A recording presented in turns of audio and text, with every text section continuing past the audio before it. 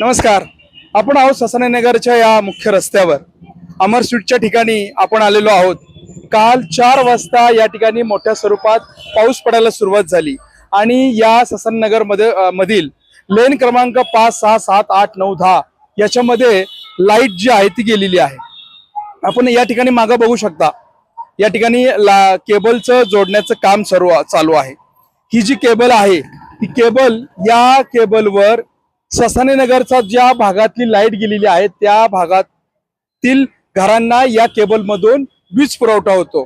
अधिकाऱ्यांना फोन केले आम्ही आणि अधिकाऱ्यांनी सांगितलं की अर्धा तास 1 तास लाईट येईल. रात्रीचे 2 वाजले तरी देखील लाईट नव्हती. ह्या नागरिकांना इतकं पॅनिक झालं, इतका त्रास झाला की सकाळी अक्षरशः रोज सकाळी या ठिकाणी पाणी येतं, ते पाणी भरण्यासाठी सुद्धा लाईट नव्हती.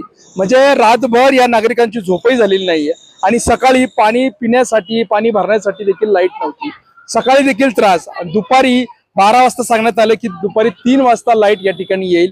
या वायरची जी घनता आणि ही वायर पूर्णपणे चेंज करण्यात आली. दुपारी 3 वाजता या ठिकाणी लाईट सुरू केली, परंतु काही वेळातच या ठिकाणी स्पार्किंग झाली आणि पूर्ण ही जी वायर आहे ती पूर्णपणे जळलेली आहे.